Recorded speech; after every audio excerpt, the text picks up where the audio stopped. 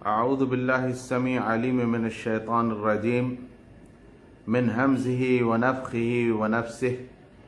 بسم اللہ الرحمن الرحیم۔ آج میں اپنے مسلمان بھائیوں اور بہنوں کو اپنی زندگی کی کہانی کے بارے میں کچھ بتانا چاہوں گا، اور خاص کر یہ مسئلہ اس لیے میں اپنے مسلمان بھائیوں اور بہنوں کے سامنے اپنی یہ کہانی کو اس لیے رکھنا چاہ رہا ہوں کیونکہ غلط جو عقیدے معاشرے کے اندر پھیلے ہوئے ہیں مسلمانوں کے درمیان، اور وہی غلط عقیدے جو ان کے دماغ کو منتشر کر کے غلط راہ کی طرف بھٹکا رہے ہیں، ان غلط راہوں سے بچانے کے لیے یہ لیکچر میں ریکارڈ کرا رہا ہوں۔ اور اللہ نے جو مجھے اپنے کرم سے صحیح راہ دکھائی، میں اپنے رب کا بڑا شکر ادا کرتا ہوں، اور جو مجھے صحیح راہ دکھائی، جو مجھے صحیح مشورہ دیا، اور جس پر میں آج بڑا سکون اور آرام محسوس کرتا ہوں اپنی زندگی میں، تو میں چاہتا ہوں کہ وہی سکون اور آرام میرے دوسرے مسلمان بھائیوں اور بہنوں کی زندگی میں بھی شامل حال ہو جائے، آ جائے۔ اور صرف مقصد یہ ہے اس لیکچر کا کہ آپ کے سامنے کچھ اپنی زندگی کی باتیں رکھوں، شاید اس سے آپ بھی جو ہے کے اندر بھی کوئی تحریک سٹارٹ ہو جائے، کوئی جستجو سٹارٹ ہو جائے، کوئی ایک کیفیت پیدا ہو جائے کہ آپ بھی ریسرچ کریں کہ کیا حق ہے، اور اپنے عقیدے پر نظر ثانی کریں۔ اس امید کے ساتھ یہ لیکچر کو ریکارڈ کر رہا ہوں اپنے مسلمان بھائیوں اور بہنوں کے لیے۔ مجھے یاد ہے میں یہاں جو ہے پاکستان میں زیادہ تر جو رہنا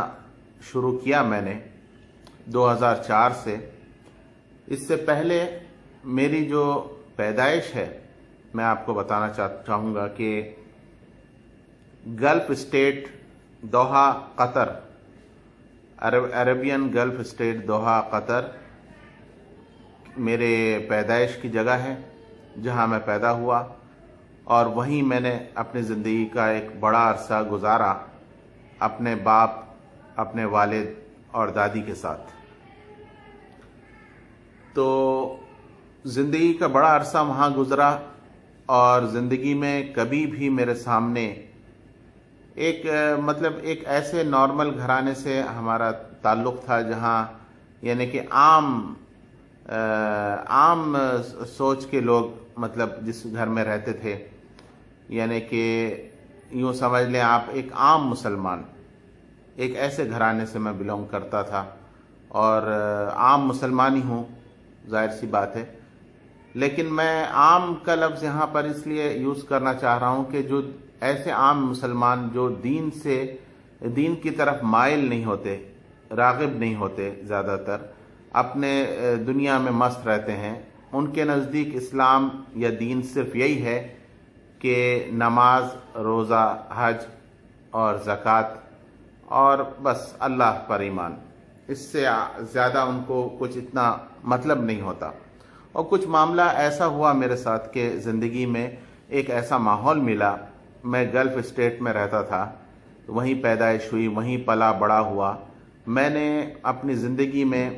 جب نماز کا ٹائم ہوتا تھا، لوگ الگ الگ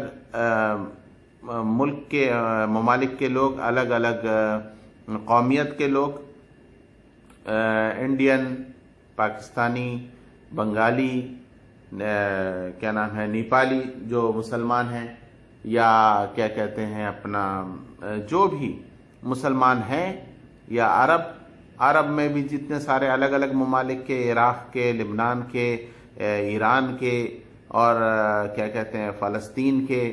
اور جہاں جہاں کے آپ کو تو پتہ ہے کہ عرب ممالک کے اندر مختلف قسم کے قومیت کے لوگ رہتے ہیں۔ تو میرا بچپن انہی کے ساتھ گزرا۔ جب اذان کا وقت ہوتا تو لوگ نماز کی طرف لپکتے، مسجد کی طرف لبکتے، اور مسجد میں ہر کوئی الگ الگ رنگ اور نسل کا آدمی، الگ الگ لباس پہنا ہوا انسان ایک دوسرے کے ساتھ کھڑا ہو جاتا اور اللہ کے عبادت میں مشغول ہو جاتا اور اللہ کے سجدے میں اپنا سر جھکا دیتا۔ میں ایک ایسے ملک میں میری پرورش ہوئی جہاں پر اوقاف نے اپنے ہاتھ میں سارا نظام اسلام کا لے رکھا ہے، جہاں زیادہ تر جو ہے مساجد جو ہوتی ہیں وہاں پر گورنمنٹ اپنے پیسے پہ اوقاف کو جو پیسہ مہیا کرتی ہے، اوقاف اس کو جو ہے بناتی ہے، اور اوقاف ہی اس میں جو ہے دینی تربیت کرتی ہے اور امام اور مؤذن کو مقرر کرتی ہے اور ان کو تنخواہیں بھی مقرر کرتی ہے۔ تو ایک سسٹم ہے، ایک ایسا ماحول ہے کہ جس میں انتشار اور زیادہ غور و فکر کرنے کی ضرورت نہیں ہے۔ میں نے یہی دیکھا کہ جب اذان ہوتی تو ہم نماز کی طرف جاتے، مسجد جاتے، نماز پڑھتے، باہر نکل جاتے، اور جب کبھی درس ہوتا تو مسجد میں اللہ اور رسول کی بات ہوتی تھی۔ اس کے علاوہ میں نے بچپن سے بڑے ہونے تک، اب اس عمر تک پہنچنے تک میں نے کوئی ایسی چیز نہیں دیکھی تھی، نہ آج بھی نہیں دیکھنے میں آتی ہے۔ تو اللہ کا فضل ایک ایسا ماحول ملا، اور کیا نام ہے، جس میں خلفشار نہیں تھا۔ میں پلا بڑا ہوا اس ماحول میں، اپنے دادی کے ساتھ، اپنے والد کے ساتھ ایک زندگی کا ایک بڑا عرصہ گزرا۔ یہ ہے کہ جب یعنی کہ کبھی اگر سننے میں آتی بات بچپن سے، تو تھوڑا ایک مسلمانوں میں ایک یہ بات سننے میں آتی کہ بھئی مسلمان دو حصوں میں بٹے ہوئے ہیں۔ اتنا بس میرے ذہن پہ ایک خیال تھا مسلمان کے بارے میں کہ شیعہ اور سنی۔ تو ہمارے گھر والوں نے، ماں باپ نے ہمیں بتایا کہ بھئی ہم سنی ہیں، تو میں سمجھتا تھا کہ بس یعنی کہ ہم سنی ہیں، اہل سنت والجماعت سے تعلق رکھتے ہیں، اور ایک دوسرا گروہ ہے جو شیعہ ہے، جو اپنے آپ کو شیعہ کہتا ہے، اور ان کے عقائد، ان کے نظریات کیا ہیں، کیا اختلافات ہیں، نہ میں نے کبھی جاننے کی کوشش کی بچپن میں، نہ ہی یعنی کہ کوئی ایسا ماحول مجھے میسر آیا کہ جس میں یہ ساری باتیں چلتی۔ اور اتفاق کی بات ایسی ہے کہ گیدرنگ بھی ایک عام لوگوں کی، عام دنیاوی لوگوں کے ساتھ گیدرنگ تھی، ایسے ہی دوست و احباب بھی ایسے ملے کہ جس میں اکثریت میں جو معاشرے میں موجود ہوتے ہیں، یعنی کہ ایسے نہیں کہ جو کہ ایسے اسلامی مائنڈ رکھنے والے لوگوں سے تعلق نہیں پڑا کہ کوئی اسلام کی بات کرتا، یا اس کے اندر کیا نام ہے، کیا گروہ ہیں، کیا مسائل ہیں جو میرے سامنے یہ باتیں چلتی، کبھی ایسا زندگی میں آیا نہیں موقع۔ اور زندگی گزرتے رہی، اور میں وہی اسلام کے 5 ارکان جو ہیں انہی پر مضبوطی سے یعنی کہ اپنے آپ کو میں نے کوشش کی کہ قائم رکھوں، اور اپنی نالج میں میرے وہی 5 ارکان جو اسلام کے ہیں وہی رہتے اسلام کے نظریے کے بارے میں۔ اور اس کے علاوہ اگر میں سمجھتا کہ کوئی دوسرا گروہ ہے تو وہ شیعہ حضرات کا گروہ ہے۔ اس سے زیادہ میں کچھ نہیں جانتا تھا، اور میرے علم میں اور کوئی بات نہیں تھی، چونکہ جس طرح میں نے بتایا کہ اوقاف نے اپنے ہاتھ میں رکھا ہوا ہے، یہاں تک کہ اگر مسجد کی تعمیر میں کسی عرب کا، کسی پرسنل آدمی کا بھی پیسہ لگتا ہے، کوئی مسجد تعمیر کراتا بھی ہے، تو اوقاف ہی سے اس کو کیا نام ہے اپنا تعاون بنانا پڑتا ہے، اور اوقاف ہی اس مسجد کے لیے مؤذن اور خطیب کو مقرر کرتا ہے۔ تو کیا نام ہے، ایسے ماحول میں پلا بڑا ہوا، مجھے کچھ پتہ نہیں تھا۔ پھر کچھ ایسے کرائسس آئے زندگی میں کہ مجھے اپنے دادی اور والد کی ناساز صحت کی وجہ سے مجھے یہاں پر پاکستان آنا پڑا۔ تو اس کے بعد ہم یہاں شفٹ ہو گئے۔ اب تقریباً یعنی کہ سن 2004 کی بات ہے۔ 2004 میں جب شفٹنگ ہونے کے بعد اس عرصے میں یہاں جب ہم رہنا شروع کیا ہم نے، تو ایسی جس طریقے سے مسجدوں کا ماحول کہ مسجد میں جیسے کوئی اچھی سی بات سن لی امام صاحب کی، تو ایسی میرے دل میں جذبات ابھرے کہ میں بھی کوئی نیکی کا کام کرتا ہوں۔ تو 2004 کی بات کر رہا ہوں میں، کہ میں نے سوچا ایک دن کہ میں ایسا کرتا ہوں۔ یہاں پر آنے کے بعد میں نے یہ ماحول دیکھا کہ جب میت ہوتی ہے تو لوگ جو ہے کیا نام ہے تیجے کا اہتمام کرتے ہیں، یا اس کے لیے قرآن خوانی ہوتی ہے، اور قرآن خوانی کا اہتمام گھروں میں کیا جاتا ہے۔ ایک ایسا ماحول میں نے دیکھا کہ لوگ پارے الگ الگ 30 پارے ہوتے ہیں تو اس میں سے لے کر پڑھتے ہیں یہ وہ۔ تو میرے ایک دماغ میں خیال آیا کہ چلو یہ ثواب میں بھی اپنا حصہ ڈالتا ہوں۔ تو میں نے ایک ایسی نیت کی کہ میں یعنی آس پاس کے اطراف میں مسجد میں ہر مہینے ایک پابندی کے ساتھ ایک 30 پارے کا سیٹ جو ہے یعنی میں اللہ کے نام پر یعنی اللہ کی رضا کے لیے رکھوا دیا کروں گا، یعنی ثواب کی نیت سے۔ تو اس طریقے کی نیت لے کر میں ایک دفعہ 2004 کی بات ہے کہ ایک دکان پر گیا جہاں پر یہ میسر تھی قرآن کے پارے اور قرآن۔ وہاں پر جا کر میں نے کہا دکان والے کو کہ مجھے 30 پاروں کا سیٹ چاہیے۔ تو اس نے مجھے کہا کہ کس چیز کے لیے آپ لینا چاہ رہے ہیں؟ تو میں نے کہا کہ میں مسجد میں رکھانا چاہتا ہوں سیٹ کو۔ تو ہوا یہ کہ مسجد میں رکھانا چاہتا ہوں میں نے کہا، تو اس نے آگے سے مجھے سوال کیا کہ آپ کیا نام ہے کون سے یعنی کہ آپ کو چاہیے پارے، کس مکتبہ کے پارے چاہیے آپ کو؟ تو میرے لیے حیران کن بات تھی، عجیب بات تھی۔ میں نے کہا کیا مطلب، یعنی کہ پارے قرآن کے پارے چاہیے؟ نارمل جس طرح ہوتے ہیں، جس طرح لوگ مسجدوں میں رکھواتے ہیں اس طرح کے پارے چاہیے، اور کیا ہے اس میں فرق؟ تو اس نے کہا کہ نہیں جی فرق ہوتا ہے نا، تو آپ جو ہے نا مطلب یعنی کہ آپ یہ بتائیں کہ مطلب کون سے مسلک کے وہ تو یہ بات تو میرے تو سمجھ میں نہیں آئی، مسلک سے کیا مراد ہے اس بندے کی۔ تو میں یہ سمجھا کہ شاید یہ کہنا چاہ رہا ہے کہ آپ مطلب شیعہ تو نہیں ہے، مطلب شیعہ ہیں یا سنی ہیں وہ بتا دیں۔ میں کہا نہیں مطلب یعنی جیسے سنی ہوں میں، مطلب نارمل جس طرح قرآن ہوتا ہے پارے چاہیے کہ میں مسجد میں رکھاؤں ثواب کے لیے۔ تو مجھے جو ہے اس نے کہا کہ اچھا آپ یہ بتائیں کہ آپ کس علاقے میں رہتے ہیں؟ میں جہاں پر رہتا تھا وہاں پر 2 علاقے تھے۔ ایک علاقہ میں دیوبندی مسجد بنی ہوئی تھی، اس زمانے میں نہیں جانتا تھا کہ دیوبندی کیا ہوتا ہے، اور روڈ پار ایک علاقہ تھا جس میں بریلوی مسجد تھی۔ تو یہاں جہاں دیوبندی مسجد تھی وہاں دیوبندی مائنڈ کے لوگ زیادہ تھے، اور بریلوی جہاں علاقہ تھا روڈ پار وہاں پہ بریلوی مائنڈ کے لوگ زیادہ تر تھے۔ اس لحاظ سے اس بندے نے مجھے کہا کہ آپ ادھر کی مسجد کے لیے میں رکھوانا چاہتے ہیں یا روڈ پار والی مسجد میں رکھانا چاہتے ہیں؟ تو میں نے کہا کہ بھائی میں نے ایسی کہہ دیا اس کو، میں نے کہا بھائی ادھر والی مسجد میں رکھانا چاہتا ہوں، اس علاقے میں رہتا ہوں اور اس مسجد میں رکھانا چاہتا ہوں۔ اس نے کہا اچھا پھر آپ یہ لے جائیں۔ اس نے مجھے دے دیا پاروں کا سیٹ، وہ میں نے لے جا کے مسجد میں رکھ دیا۔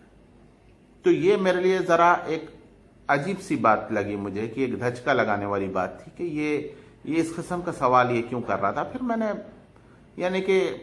کم علمی کا زمانہ تھا، زیادہ ریسرچ کرنے کا ماحول نہیں تھا، اور اتنا انٹرنیٹ کا بھی دور نہیں تھا۔ تو میں نے کہا کہ ایسی پوچھا ہوگا، شاید ہو سکتا ہے کہ سمجھا ہوگا کہ شیعہ ہے یا سنی ہے۔ تو اس سے زیادہ مجھے علم بھی نہیں تھا، میں نے پارے لیے مسجد میں رکھا دیے۔ اچھا، اس کے بعد مجھے ایک ایسا معاملہ ہوا زندگی میں، 2005 کی بات ہے کہ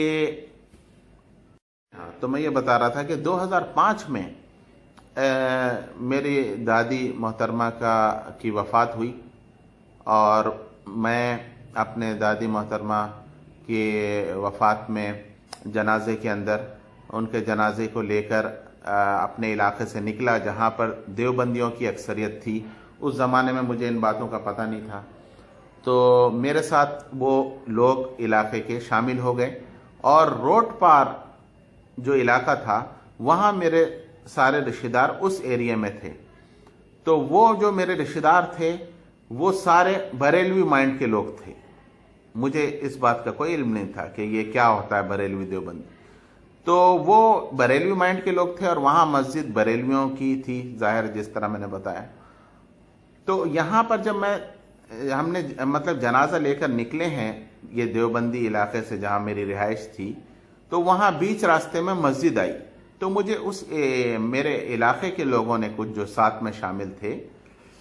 انہوں نے کہا کہ احمد بھائی یہ مسجد ہے نا یہاں پہ، آپ آگے کہاں جا رہے ہیں؟ کیونکہ روڈ پار بریلوی مسجد تھی، میرے ساتھ جو میرے رشتہ دار تھے وہ بریلوی تھے۔ اس زمانے میں مجھے کچھ نہیں پتا، میں باہر سے گلف کی دنیا سے آیا ہوا، پاکستان کراچی کے اندر ایک انجان سا آدمی تھا۔ اس ماحول کا مجھے کچھ پتا نہیں تھا کہ یہ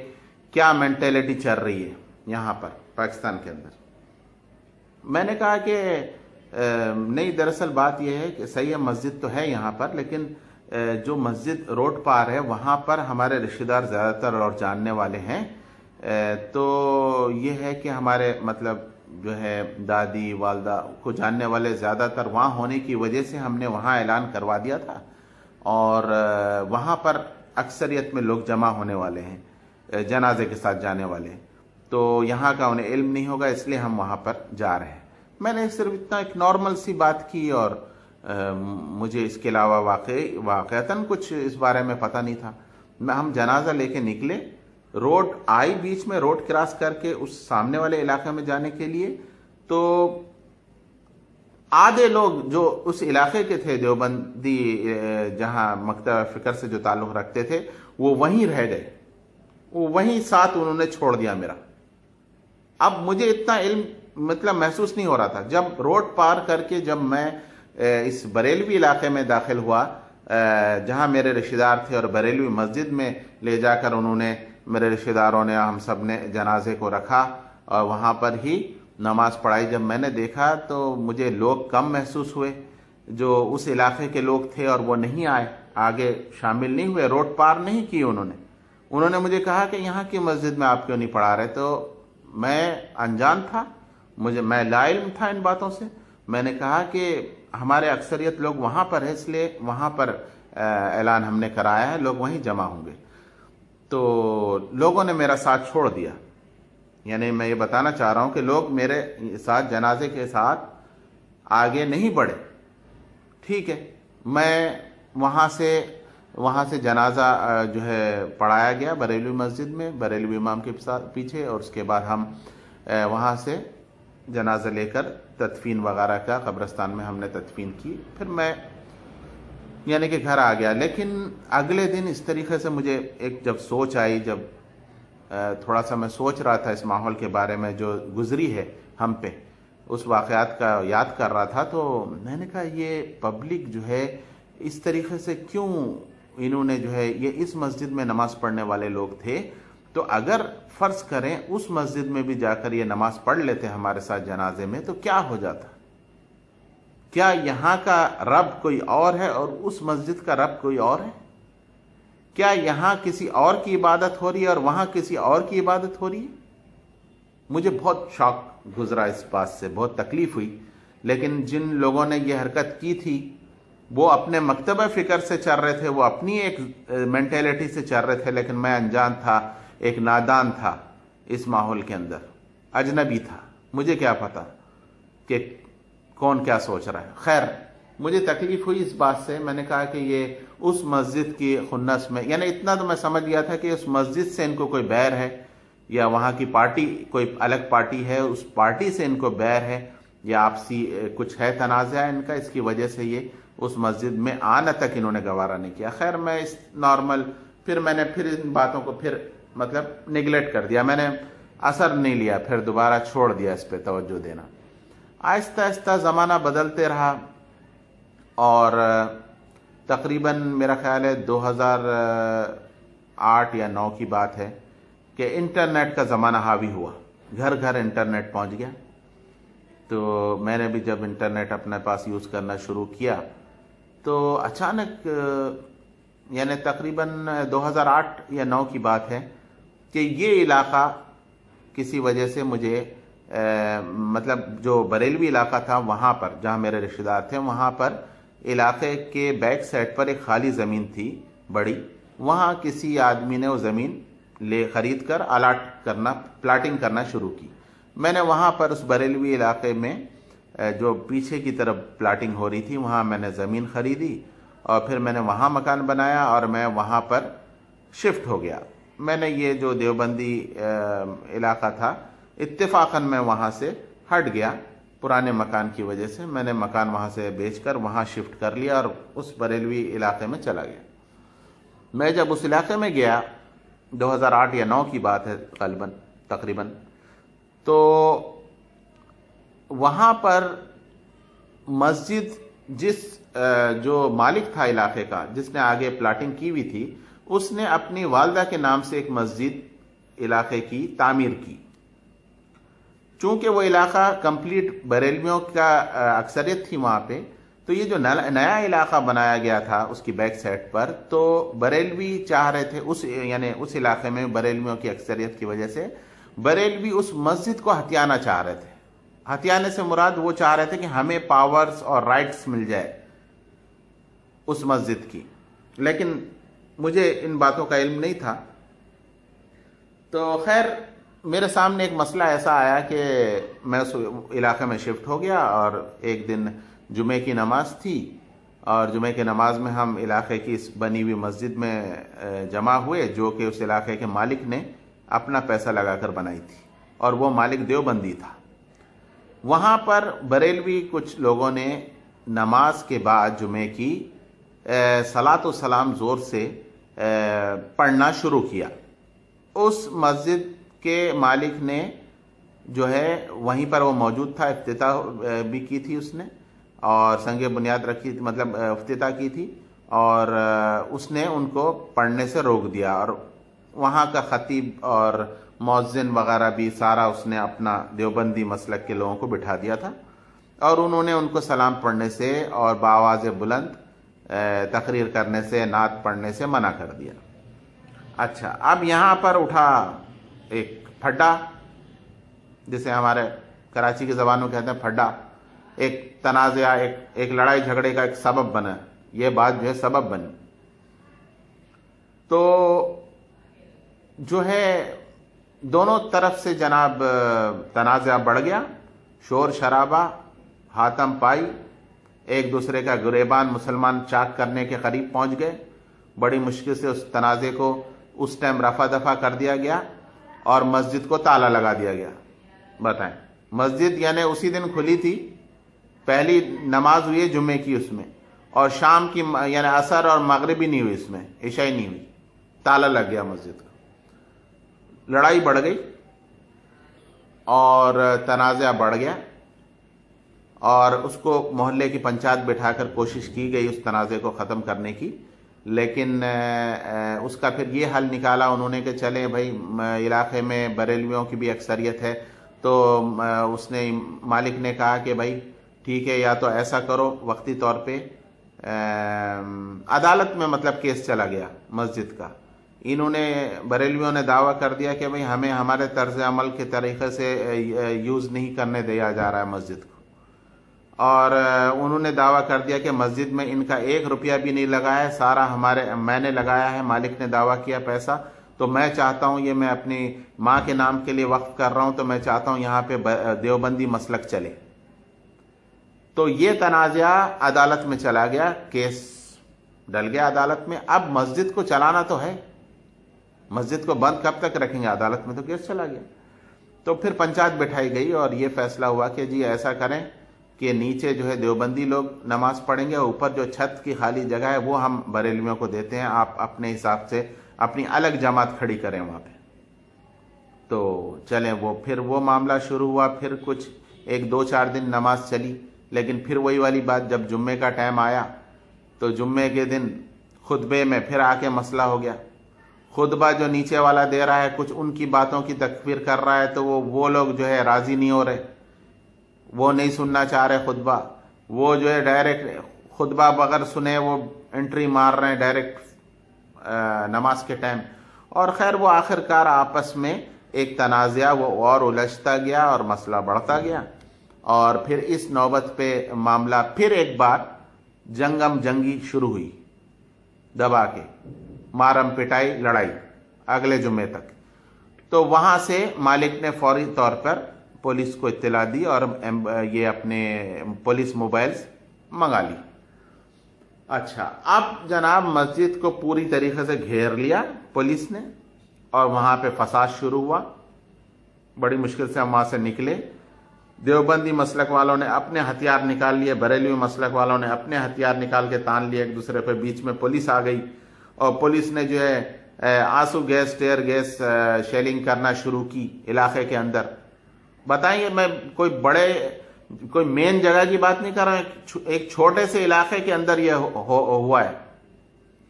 کہ آپسی یعنی کہ نفرتیں مسلمانوں میں، آپسی نفرتیں، ایسی نفرتیں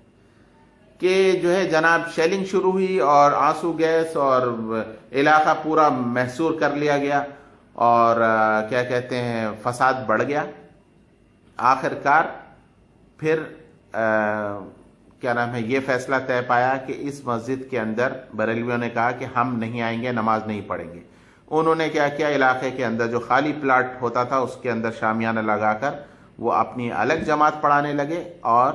دیوبندی، ظاہر ہے یہ مسجد تھی دیوبندی مالک کی، تو اس نے اپنے مسلک کو وہاں پر رائج کر دیا. جب یہ منظر میں نے دیکھا اس علاقے میں جانے کے بعد، وہاں سے مجھے ایک سوچ پیدا ہوئی کہ آخر یہ دیوبندی اور بریلوی کا مسئلہ کیا ہے. یعنی کہ مجھے وہ علاقے میں جانے کے بعد پتا چلا کہ یہ جو مالک ہے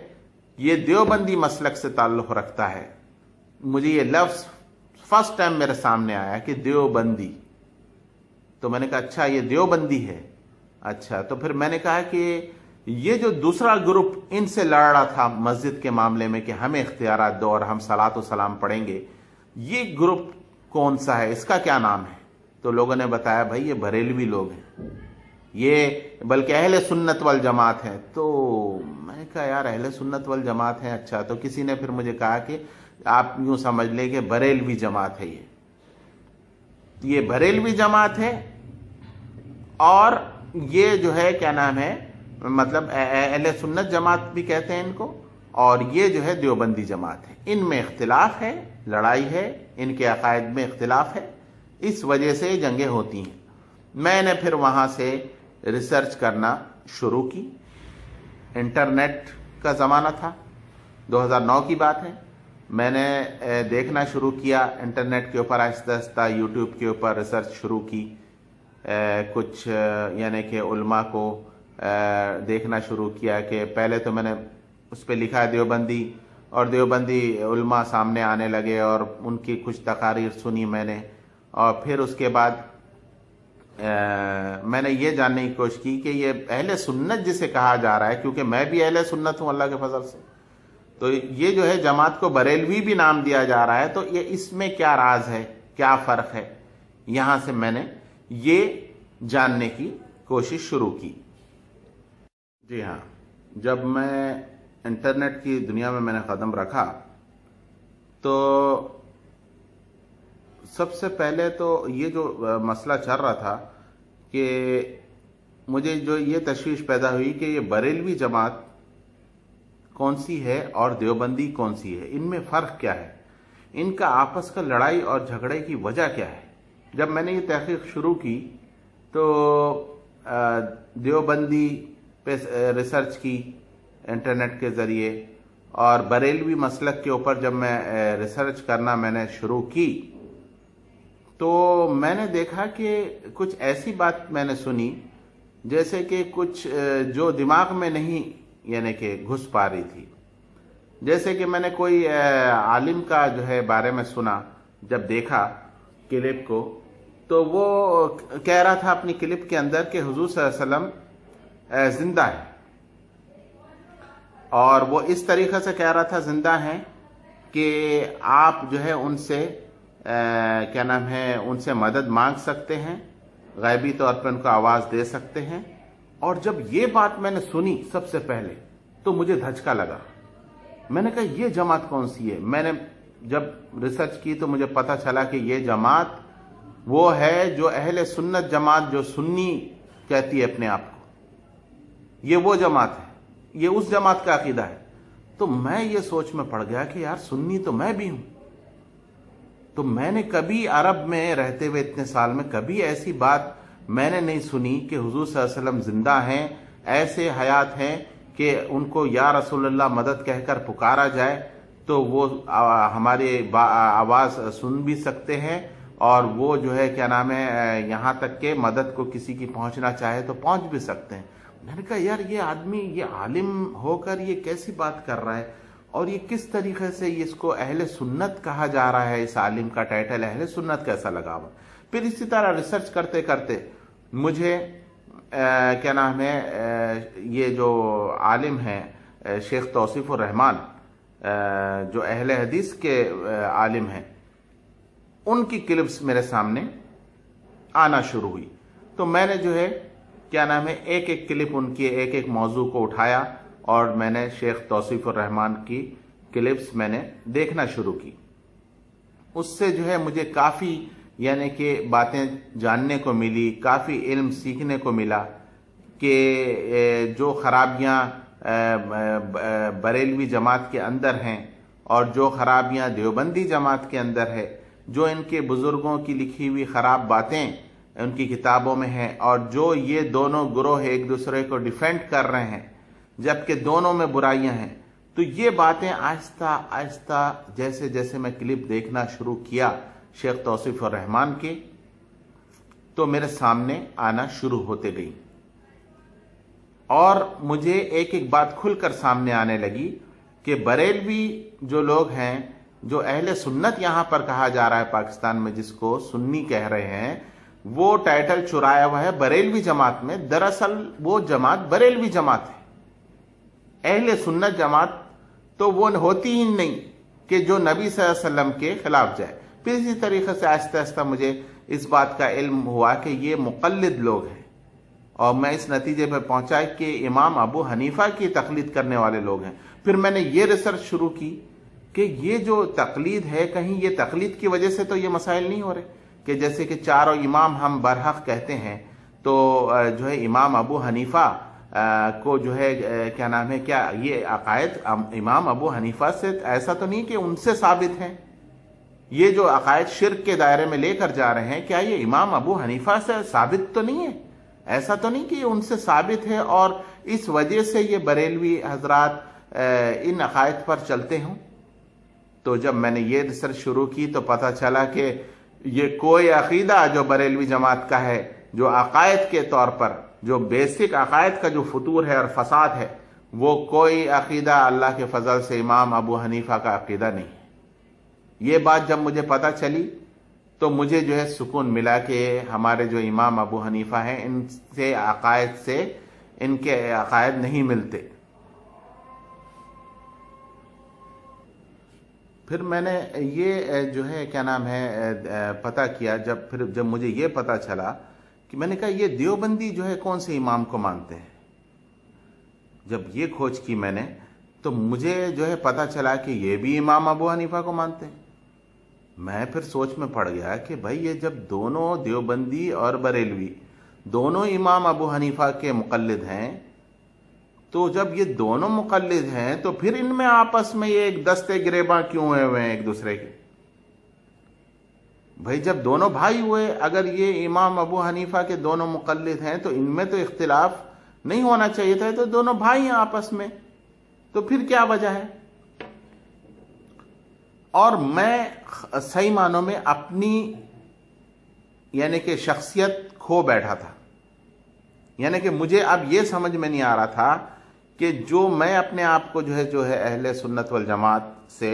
اور سنی جو ہے اپنے آپ کو کہتا تھا، اور اس سنی جماعت کا ٹائٹل جو اس پاکستان کے اندر جس نے چرایا ہوا ہے، اس جماعت کے عقائد جب میں نے انٹرنیٹ کے اوپر دیکھے، شیخ توصیف الرحمان کی زبانی اور شیخ معراج ربانی کی زبانی، ان دنوں جو ہے انہی کا زیادہ جو ہے ایک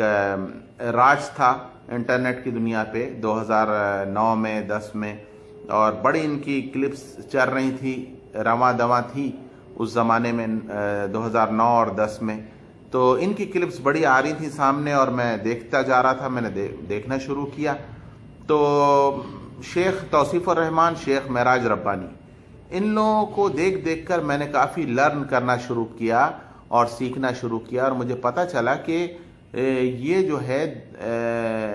کیا نام ہے، بریلوی جو ہے امام ابو حنیفہ کے مقلد، اور وہ بھی دیوبندی بھی امام ابو حنیفہ کے مقلد، مگر پھر بھی ان کے میں آپس میں اختلاف کیوں ہے. تو پھر میں اس نتیجے پر پہنچا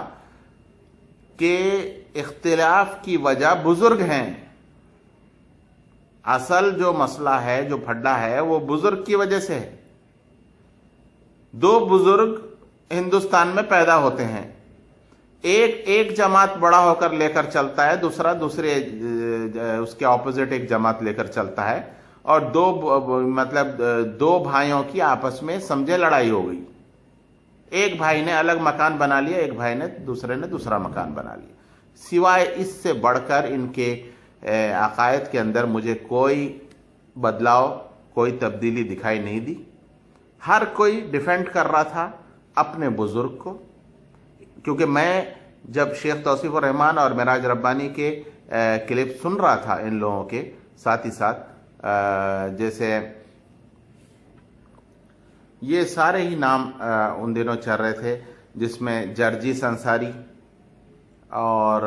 کیا کہتے ہیں جلال الدین قاسمی اہل حدیث کے علماء ہیں، اور یہ جو شیخ توصیف الرحمان اور معراج ربانی، انہی کے کلپس کو، انہی کے لیکچرز کو میں نے دیکھ کر کافی یعنی کہ لرن کیا، اور مجھے آئیڈیا ہوا کہ یہ جو فساد ہے، یہ فتنہ کہاں پر ہے. ان علماء سے یہ سمجھ لیجئے کہ توحید کسے کہتے ہیں، توحید کی بات سامنے آ گئی. اور میں جو اپنی پہچان کھو دیا تھا کہ میں کس گروپ کا حصہ ہوں، میں کس مسلک کا حصہ ہوں، کیونکہ مجھے یہ ساری باتیں، سارا گیم سمجھ میں آ گیا تھا اس دوران کہ بریلوی کیا چیز ہے، دیوبندی کیا چیز ہے. اب میں اپنے آپ کو دیکھنا چاہ رہا تھا کہ میں کیا ہوں. تو ان علماء کے جن کے میں نے نام لیے لیکچرز دیکھ دیکھ کے، شیخ توصیف الرحمان، معراج ربانی، جلال الدین قاسمی، جرجی انصاری، اور ان علماء کو دیکھ دیکھ کر، ان کے لیکچر سن کر میں اس نتیجے پر پہنچ چکا تھا کہ میں ایک تیسرا جو ہے فرقہ ہے سنیوں کا، اہل حدیث، اور میرا تعلق اہل حدیث سے ہے. میں اپنے آپ کو اہل حدیث کہلوانا میں نے شروع کیا، اور اہل حدیث میں اپنے آپ کو ماننے لگا. اور پھر اس کے بعد اس علاقے سے تھوڑا سا دور فاصلے پر ایک اہل حدیث مسجد تھی، تو میں وہاں پر جانے لگا نماز پڑھنے کے لیے. اور میں جو قریب میں یہ دیوبندی جس پہ مسئلہ پھڈا چل رہا تھا، جس مسجد پہ جہاں دیوبندی یعنی کہ جماعت کے لوگ نماز پڑھا رہے تھے، میں نے وہاں سے بھی نماز پڑھنا چھوڑ دی. اور پھر میں جو ہے، مجھے سمجھ میں آ گیا کہ یہ معاملہ، یہ چکر ہے، بریلوی وہ الگ ہے تو دیوبندی الگ ہے تو اہل حدیث الگ ہے. تو مجھے جو ہے اہل حدیث حق کے پورا قریب لگا، اور اہل حدیث لگے مجھے حق کے قریب، اور میں نے اہل حدیث مسجد میں نے جانا شروع کیا. اور کیونکہ میں نے دیکھا کہ اہل حدیث لوگ علماء جو ہے قرآن اور حدیث سے ہی بات کر رہے تھے، اور بزرگوں کے حوالے بیچ میں نہیں لے کے آ رہے تھے، اور مجھے اس چیز نے متاثر کیا، اور میرے دماغ میں میرے اللہ نے یہ بات ڈالی کہ یہی حق ہے. تو میں نے جو ہے کیا نام ہے مطلب اہل حدیث کو یعنی جوائن کیا، اور اہل حدیث مسجد میں جانے لگا اور نماز پڑھنے لگا. پھر میں نے اپنے رشتہ داروں کو بھی سمجھانے کی کوشش کی کہ یہ حق پر ہے اہل حدیث مسلک، اور یہ وہ. اب بس اس میں ایک جو ہے ایک کمی سی تھی کہیں نہ کہیں میری سوچ میں، یعنی کہ اہل حدیث میں اپنے آپ کو 2010 میں یعنی مان چکا تھا، اور 2010 میں ہی پہلے مہینے میں میں نے اپنا جو ہے یوٹیوب پر چینل سٹارٹ کیا، اپلوڈنگ شروع کی. اس میں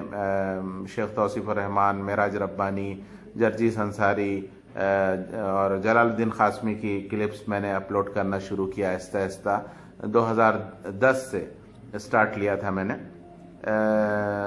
صادق 244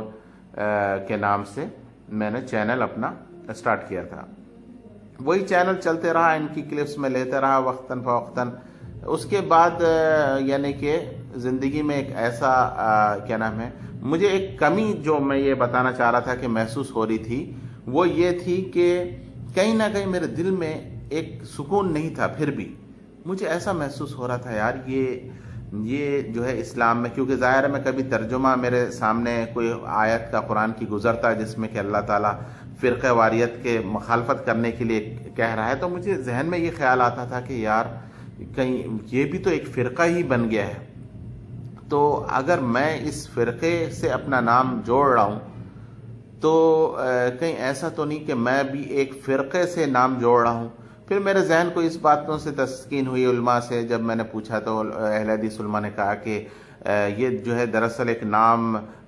رکھا گیا ہے معاشرے میں پہچان کے لیے، ادروائز ہمارا اصل مقصد تو قرآن اور حدیث ہی ہے اور اس سے زیادہ کچھ نہیں۔ پھر میں اسی بات پر میں نے اکتفا کیا اور میں آگے بڑھتا رہا، اپنے آپ کو اسی طریقے سے اہل حدیث کی منہج پر میں نے مطلب تصور کیا اور میں آگے بڑھتا رہا۔ لیکن زندگی میں اس سے بڑا ایک بدلاؤ آیا۔ ایک تو دھچکا وہ آیا تھا زندگی میں، جو دھچکا لگا تھا مجھے، جو میں نے بتایا یہ ساری اپنی کہانی میں۔ ایک دھچکا میری زندگی میں ایک اور لگا مجھے، کہ جب میں نے یوں سمجھ لیجئے کہ 2015 کے سٹارٹ میں میرے سامنے ایک کلپ آئی انجینئر محمد علی مرزا بھائی کی۔ میرے سامنے جب ایک کلپ آئی انجینئر محمد علی مرزا بھائی کی، وہ دھچکا تھا زندگی میں 2015 جنوری کے اندر، کہ میرے سامنے انجینئر محمد علی مرزا بھائی کی ایک ایسی کلپ آئی کہ جس میں کہ اہل حدیث لوگوں نے اعتراض کیا کہ جو محمد علی مرزا بھائی ہیں، مطلب یعنی کہ اہل حدیث لوگوں نے نہیں بلکہ کیا نام ہے دیوبندی لوگوں نے جو ہے یہ کلپ بنا کر ڈالی تھی، اور وہ میرے سامنے آئی، اور میں نے جو ہے کیا نام ہے کہا کہ یہ کلپ یہ کیا کہہ رہی ہے کہ یہ بندہ جو ہے کیا نام ہے ایک نیا فتنہ ابھرا ہے مرزا، اور اس کے فتنے سے لوگ بچیں۔ اور میں نے کہا کہ بھائی یہ بندے کو بھی دیکھ لیتے ہیں کہ آخر یہ کیا کہہ رہا ہے، ایک نالج میں اضافہ ہی ہوگا۔ تو میں نے جو ہے کیا کیا کہ انجینئر محمد علی مرزا بھائی کی کلپس میں نے دیکھنا شروع کی۔ تو جب میں نے دیکھنا شروع کی، میں نے دیکھا یار یہ بندہ تو بالکل قرآن اور حدیث ہی کے حوالے سے بات کر رہا ہے، جو اسٹائل اہل حدیث کا ہوتا ہے وہی اسٹائل اس بندے کا ہے، پھر یہ اس کی مخالفت کیوں کی جا رہی ہے، اور مطلب کیوں اس کو برا کہا جا رہا ہے۔ اب ایک نیا مسئلہ آیا تھا سامنے زندگی میں۔ پھر میں نے جو ہے جو علی بھائی کی ویب سائٹ ہے ahlsunnatpak.com، وہ میں نے دیکھنا شروع کی، اور وہاں سے ایک ایک کلپ جو الگ الگ مختلف موضوعات کے اوپر یعنی اتنی آسانی کے ساتھ رکھی ہوئی مجھے ملتے گئی کہ میں نے دیکھنا شروع کیا۔ مجھے یعنی کہ بہت زبردست ان کی ویب سائٹ کا اسٹائل لگا کہ مطلب ہر موضوع اپنے اپنے ٹائٹل کے ساتھ اپنی اپنی جگہ پر نمبرنگ کے ساتھ موجود ہے مسئلے کے نام سے۔ اور جب میں نے ایک ایک دیکھنا شروع کیا، میں نے کچھ لیکچرز دیکھنے کے بعد یہ اندازہ ہو گیا مجھے کہ یار یہ آدمی جو ہے غلط نہیں ہو سکتا۔ جو اس بندے کے اوپر جو ہے اعتراض لگایا گیا تھا کہ یہ بندہ شیعہ ہے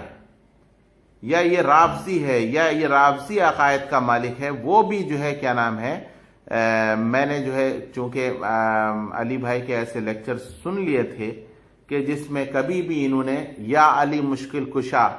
مدد کا نعرہ نہیں لگایا، ہمیشہ تردید کی۔ ان کے لیکچرز میں نے یہ باتیں سن لی تھی صحابہ کو جس طریقے سے عزت دیتے ہیں اور جو وقار اور مقام دیتے ہیں صحابہ کرام کا، تو مجھے یہ بات بھی میرے نالج میں تھی جب اس قسم کی جب کلپس آنے لگی اعتراض والی لوگوں کی طرف سے کہ یہ آدمی صحیح نہیں ہے، اس کو مت سنو، تو میں نے جب میرے علم میں تھی، کیونکہ میں کلپس آہستہ آہستہ دیکھ رہا تھا، آہستہ آہستہ میں کلپس دیکھ رہا تھا اور ریسرچ کر رہا تھا ان کی شخصیت کے بارے میں، محمد علی مرزا بھائی کی، تو اسی اثنا میں لوگوں نے یعنی کہ اپنے یعنی کہ اعتراضات کرنا شروع کیے، اور یہاں تک کہ کذاب اور کافر ہونے کے زمرے میں ان کو لے جا کے داخل کر دیا۔ اچھا، اب بات یہ ہے کہ جیسے شیخ توصیف الرحمان ہیں، ان کو میں مطلب یعنی کہ کافی یعنی لائک کرتا تھا، بہت پسند کرتا تھا شروع سے، مقرر وہ مجھے بہت اچھے جو ہے لگتے تھے، مطلب آج بھی میں کہوں گا ویسے وہ اچھے ہیں، تو مجھے مطلب ان سے زیادہ لگاؤ اس وجہ سے تھا معراج ربانی سے اور شیخ توصیف الرحمان سے، کیونکہ جب میں بھٹکا ہوا تھا جس زمانے میں، تو مجھے ان کی طرف سے حقیقت کا علم ہوا۔ جب میں یعنی کہ زمانہ جاہلیت میں تھا، مجھے کچھ علم نہیں تھا، اور اس فساد کا، اس فتنے کا جو ہمارے معاشرے کے اندر ہے، تو مجھے پہچان انہوں نے کروائی تھی عقائد کی کہ مسلمان کا عقیدہ کیسا ہونا چاہیے توحید کے معاملے میں، تو اس لیے مجھے ان سے ایک دلی لگاؤ، ایک محبت تھی پہلے بھی، ابھی بھی ہے۔ بس مسئلہ یہ ہے کہ میں دراصل اپنے اس بھرم میں تھا کہ دیکھو شیخ توصیف الرحمان کی عادت ہے کہ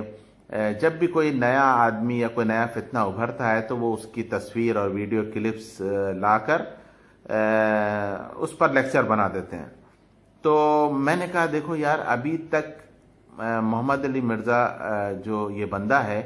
ان کے اوپر ابھی تک شیخ توصیف الرحمان کے پاس سے کوئی لیکچر نہیں بنایا گیا، خاص طور پر ہائیڈنگ لے کر، نہ ہی معراج ربانی کی طرف سے بنایا گیا۔ تو میرے دل میں اس بات کی تسلی تھی کہ دیکھو اہل حدیث علماء نے ابھی تک اعتراض نہیں کیا اس بندے کے اوپر۔ اب یہ آدمی اپنے آپ کو اہل حدیث نہیں کہہ رہا، لیکن باتیں اہل حدیث کی کر رہا ہے، قرآن اور حدیث سے دلیل دے رہا ہے، اور صرف یہ کہتا ہے یہ آدمی کہ اپنے آپ کو مسلمان پکارو اور اس کے علاوہ فرقہ واریت کا نام مت لو، صرف یعنی کہ یہ میں جان پایا۔ تو مجھے ایک اپنے آپ میں ایک بڑی خوشی تھی اس بات کی کہ اہل حدیث کی طرف سے دیکھو حق آدمی کے لیے اعتراض نہیں آیا۔ لیکن مجھے چوٹ جب لگی، جو صحیح معنوں میں چوٹ لگی، وہ چوٹ جب لگی کہ جب شیخ توصیف الرحمان اور معراج ربانی کی طرف سے محمد علی مرزا بھائی کے اوپر اعتراض آیا، اور میں نے جو اعتراض انہوں نے کیا تھا حضرت معاویہ رضی اللہ تعالیٰ عنہ کے معاملے میں، تو وہ میں نے جو ہے پھر اس معاملے میں ریسرچ شروع کی کہ اس مسئلے میں کیا کہیں علی بھائی غلط تو نہیں ہیں۔ تو علی بھائی کے دیے ہوئے جو ہے کربلا کے حوالے سے احادیث تھیں، جب میں نے ان کے ویب سائٹ پر ریسرچ پیپرز پہ جا کے پڑھی، اور بلکہ انہوں نے بھی مجھے بھجوائی تھی کراچی، تو میں نے کیا نام ہے اس کو جب پڑھا تو میرا یہ جو ایک شک تھا وہ بھی ختم ہو گیا، اور میرا دل بالکل مطمئن ہو گیا محمد علی مرزا بھائی کی شخصیت کے اوپر۔ اور مجھے جو ہے یہ بات کا جو ہے اندازہ ہوا اس دن کہ یعنی کہ آخر کار جو فرقہ واریت ہوتی ہے، جو ٹائٹل ہوتا ہے، آپ جب کسی فرقے کا ٹائٹل لگاتے ہیں تو انسان پھر مجبور ہو جاتا ہے اس فرقے کے بنائے ہوئے اصولوں کے مطابق اپنے آگے زندگی چلانے کے لیے۔ جیسے کہ ایک امام ہے مسجد کا، وہ کہتا ہے کہ میں فلاں فرقے سے تعلق رکھتا ہوں، جب وہ اپنا ایک نام مختص کر لیتا ہے تو وہ اس فرقے کے اکابرین کے بزرگوں کی کتابوں پر اس کو عمل کرنا ہی پڑتا ہے، وہیں سے مسائل لینے پڑتے ہیں۔ ایسا ہو سکتا ہے زندگی میں کسی مخالف گروپ کے مطلب آدمی کی طرف سے کوئی حق بات سامنے آ جائے، ایسے یعنی کہ مکتبہ فکر والے، کوئی الگ مسلک والے عالم کی طرف سے کوئی حق بات اگر دین کی آپ کے سامنے آ جاتی ہے، تو آپ اگر حق پر ہو تو آپ کو کیا کرنا پڑے گا کہ آپ کو مسلک کی بات کو دفع کر دینا پڑے گا اور حق بات کو لے لینا پڑے گا۔ یہی کرنا پڑے گا نا، ظاہر سی بات ہے۔ اگر آپ کہتے ہو کہ میں قرآن اور سنت پر چلنے والا ہوں، اس کے علاوہ میرے لیے کوئی چیز حجت نہیں رکھتی. تو آپ کو یہی کرنا پڑے گا کہ آپ لوگ قرآن اور حدیث کو اور باقی چیزوں کو لات مارو. اور یہی بات میں نے شیخ توصیف الرحمان کے لیکچرز میں بھی سنی، مطلب اس طرح میں نے سنا ان سے کہ ہمارا یہی طریقہ کار ہے، اور میں اسی بات پر قائم تھا، اور میں یہی بات یعنی کہ سمجھتا تھا کہ صحیح ہے. تو جب علی بھائی نے یہ کانسیپٹ لے کر آئے کہ فرقہ واریت کا نام نہیں لگانا چاہیے، تو میں نے کہا اتنا کوئی بڑا ایشو نہیں ہے. اگر کوئی اپنے آپ کو اہل حدیث بھی کہتا ہے تو کیا حرج ہے، یعنی ٹھیک ہے. مین چیز یہ تو وہ اپنے عقیدے پہ تو صحیح ہے نا، تو اس میں کوئی اتنا بڑا مسئلہ نہیں ہے. ٹھیک ہے، علی بھائی اگر نہیں کہہ رہے ہیں تو کوئی مسئلہ نہیں. لیکن جب یہ اعتراض آیا سامنے، میں نے احادیث کو ریسرچ کیا کربلا کے حوالے سے، اور میں نے کہا یہ تو بہت بڑی حقیقت ہے، یہ تو اتنی بڑی حقیقت ہے کہ جس کو بیان اگر یہ علی بھائی نے کر دیا ہے تو اس پر اعتراض تو نہیں کرنا چاہیے تھا کیا نام ہے اہل حدیث علماء کو، کیونکہ ان کے ایک مسلک کا یا ان کا ایک جو بزرگوں کا ایک مسلک چل رہا ہے، اور وہ جس طریقے سے ان معاملات کو لیتے ہیں. اب اگر کوئی حق بات آ گئی ہے تو کیا وہ حق بات کو چھوڑ دیں گے کیا؟ کیونکہ ان کا مسلک کا جو ہے جو ڈھانچہ ہے وہ اس اصولوں پر کھڑا ہوا ہے. اگر وہ اس اصول سے اپنی کوئی بھی، جس طرح ایک ڈھانچے سے کوئی ایک ہڈی نکال لی جائے تو ڈھانچہ لڑک پڑے گا، اسی طریقے سے مجھے اندازہ ہوا کہ دیکھیں فرقہ واریت کی لعنت کیا چیز ہوتی ہے. یہ جو بار بار علی بھائی سے سننے میں آتا تھا کہ فرقہ واریت ایک لعنت ہے، تو مجھے اندازہ ہوا کہ دیکھو واقعی یہ ایک لعنت ہے. کیوں؟ اگر یہ لعنت نہیں ہوتی تو شیخ توصیف الرحمان یا معراج ربانی یا اہل حدیث علماء اس آدمی کو کم از کم جو ہے کیا نام ہے رافضی یا شیعہ یا جو بھی اس قسم سے نام دے کر کذاب یا کافر کہہ کر اپنے اس سے اپنے سے جدا نہیں کرتے. ظاہر سی بات ہے، ایک آدمی بالکل حق عقیدہ بیان کر رہا ہے، توحید پر گامزن ہے، اور اس کے عقائد میں کسی قسم کا فساد نفاق نہیں ہے، ٹھیک ہے. اور ایک ایسی حقیقت وہ اس نے سامنے لے کر آیا وہ صحابہ کرام کے حوالے سے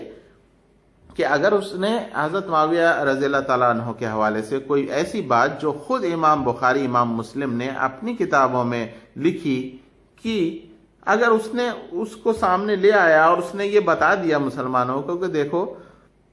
ہمیں صحابہ کی عزت اور تکریم میں کمی نہیں کرنی، لیکن یہاں پر یہ بات ملحوظ رکھی جائے کہ یہاں دیکھیں حضرت علی رضی اللہ تعالیٰ عنہ کے حق میں یہ غلطی ہوئی تھی حضرت معاویہ رضی اللہ تعالیٰ عنہ سے. یہاں فرض کرو کیا نام ہے یزید کے ایشو پر موقف غلط ہے اہل حدیث کا. اگر یہ حق بات ہے تو اس کو جو ہے یعنی کہ نہیں ماننا، اور چونکہ یہ آدمی اپنے آپ کو اہل حدیث نہیں کہتا، اور یہ ظاہر سی بات ہے اس بات پر اہل حدیث کے مسئلے میں اختلاف کرتا ہے، تو اس کو اپنے جماعت سے خارج کر دینا، یعنی جماعت سے مراد یہ کہ مسلمانوں کی جماعت سے خارج کر دینا، اور یہ کہنا کہ ایک کذاب ہے، رافضی ہے، کافر ہے وغیرہ وغیرہ. اس دن مجھے اندازہ ہوا، یقین مانو مجھے بہت افسوس ہوا. میں نے کہا کہ بھائی آج کے بعد اپنے آپ کو اہل حدیث بھی نہیں کہنا. سیدھی بات. میں نے اللہ سے توبہ کی کہ میں اپنے آپ کو کسی فرقے کا حصہ نہیں بنانا چاہتا، اور میں اس بات سے متفق ہوں کہ جو علی بھائی نے یہ جو ایک جو ہے کانسیپٹ لے کر آئے ہیں مسلمانوں کے آگے، اور یہی کانسیپٹ مسلمانوں کو جوڑ سکتا ہے. اور مجھے کہیں نہ کہیں اپنے اندر اہل حدیث میں بن چکا تھا، اپنے آپ کو کہلوا بھی رہا تھا، لیکن کہیں نہ کہیں میرے اندر فرقہ واریت کے اندر چنگل میں پھنسنے کا ایک ڈر تھا، اور یہ بھی ایک ڈر تھا کہ یار اس فرقے کے اندر کوئی غلط بات اگر فرض کرو ہوگی تو وہ مجھ پہ لاگو ہو جائے گی کل کے دن. اگر میں یہ کہتا ہوں قیامت کے دن کہ جی میں اہل حدیث تھا، اب فرض کریں اہل حدیث کسی بابے نے کوئی غلط بات یا غلط تحقیق کر کے مر گیا، وہ اب اس کی وہ بات بھی میرے کھاتے میں نہ آ جائے، تو ہمیں ظاہر سی بات ہے اس چیز کا بھی احتیاط کرنی ہے. تو لہٰذا ہم یہ جب ہی کر پائیں گے لحاظ ان باتوں کا حق کو جب حق ہم مانیں گے، اور اگر ایک کوئی صحیح حدیث سے صحیح بات کہتا ہے تو اس کی صحیح بات کو مان لینے میں کسی قسم کا کوئی حرج نہیں، کیونکہ صحابہ کرام کے بھی درجات تھے، رتبے تھے، اور صحابہ کرام میں بھی افضلیت والے لوگ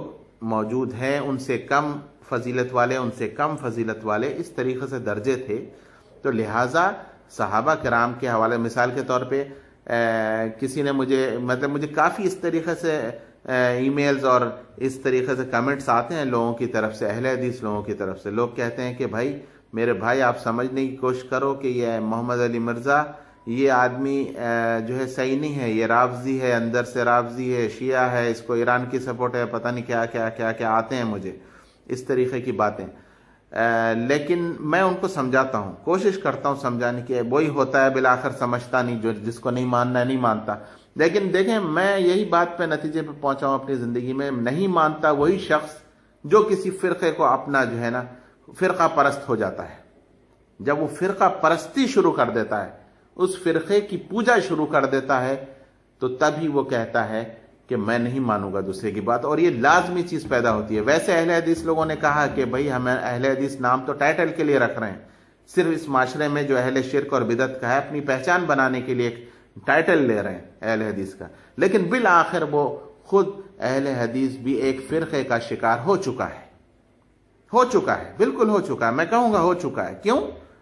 اگر یہ فرقے کا شکار نہیں ہوا ہوتا تو حضرت معاویہ کے ایشو پر جب صحیح احادیث ایک بندے نے پیش کر دی اپنی ریسرچ کے ذریعے، تو اس کی مخالفت نہیں کرتا۔ دیکھیں، غلطی کو غلطی مان لینے میں صحابہ، کوئی بھی صحابی کی گستاخی نہیں ہو جاتی۔ میرے بھائی اور بہنوں، یہ بات یاد رکھیں۔ غلطی کسی کی آپ نے کہہ دی، مثال کے طور پہ کہ فرض کریں جس طریقے سے بریلوی الزام لگاتے ہیں، یعنی کہ میں مطلب یہ بتانا چاہ رہا ہوں، اہل حدیث لوگ جو الزام لگا رہے ہیں محمد علی مرزا بھائی پر، کہہ رہے ہیں کہ یہ بندہ جو ہے جب دیکھو جو ہے نا یزید کے ایشو پہ بات کرتا رہتا ہے، جب دیکھو حضرت معاویہ رضی اللہ تعالیٰ عنہ صحابی کی جو ہے نا ٹانگ کھینچتے رہتا ہے، اور وہ صحابی کے بارے میں جو ہے نا بکواسات کرتے رہتا ہے۔ یہ جو ہے لوگ کہتے ہیں مجھے۔ تو یہ جو سوچ ہے نا لوگوں کی، اہل حدیث لوگوں کی خاص طور پر، یا جس کی بھی یہ سوچ ہے، تو بھائی میرے اہل حدیث بھائیوں، میں آپ سے یہ کہتا ہوں، مثال کے طور پر بریلوی جو ہے، یہی تو الزام آپ پہ آج تک لگاتے آئے ہیں کہ انما انا بشر مثلکم والی آیت ہے، وہ کہتے ہیں کہ جی ہمارے عقیدے کے خلاف جاری ہے۔ فرض کریں اس میں بشریت کے، حضور صلی اللہ علیہ وسلم کے بشر ہونے پہ زیادہ گمان ہو رہا ہے، تو ہم آپ جو ہے نا ایسی ہی آیتیں کیوں آپ کو ملتی ہیں قرآن میں سے جس میں سے حضور صلی اللہ علیہ وسلم کی گستاخی نظر آتی ہو؟ نعوذ باللہ۔ کیا قرآن حضور صلی اللہ علیہ وسلم کی گستاخی کر سکتا ہے؟ کیا قرآن کے اندر کوئی حضور صلی اللہ علیہ وسلم کی گستاخی ہو سکتی ہے؟ نہیں ہو سکتی۔ لیکن یہ الزامات اہل حدیث پہ لگتے ہیں نا، لگتے ہیں یا نہیں لگتے ہیں؟ آپ ایمانداری سے بتائیں۔ جیسے کہ قرآن کے اندر آیا ہے کہ اے نبی صلی اللہ علیہ وسلم، رسول صلی اللہ علیہ وسلم کو مخاطب کیا اللہ تعالیٰ نے کہ اگر آپ نے بھی شرک کیا، اگر آپ صلی اللہ علیہ وسلم نے بھی شرک کیا تو ہم آپ کے بھی اعمال برباد کر دیں گے۔ تو اب بتاؤ، اگر فرض کرو اہل حدیث یہ اپنی کسی تبلیغ میں یہ الفاظ قرآن کے ہی ہیں نا، یہ تو یوز کر رہا ہے، جب کوئی بریلوی سنتا ہوا گزرے گا وہاں سے، وہ اس پہ لعنت بھیجے گا یا نہیں؟ یہی ہو رہا ہے نا معاشرے میں، تو یہی ہو رہا ہے، کہے گا ان کو جو ہے وہی آیتیں ملتی ہیں جو ہے کیا نام ہے، جو جس میں حضور صلی اللہ علیہ وسلم کی گستاخی ہو رہی ہو۔ تو پھر آپ کیا جواب دیتے ہیں؟ آپ یہی جواب دیتے ہیں نا بھائی کہ کیا قرآن بھی گستاخی کر سکتا ہے حضور صلی اللہ علیہ وسلم کی؟ نعوذ باللہ، نہیں نا۔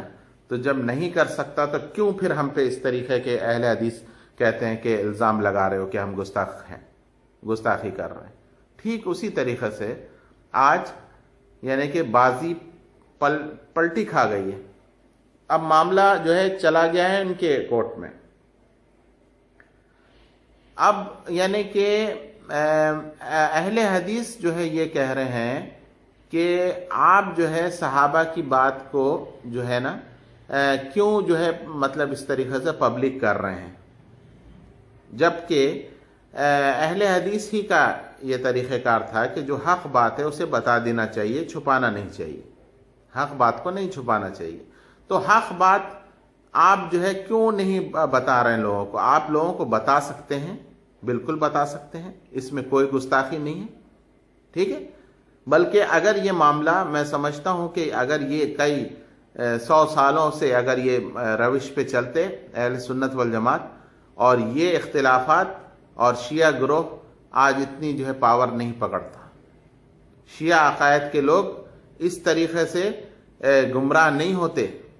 اس کے اندر جو ہے سب سے بڑی وجہ اہل سنت والجماعت کے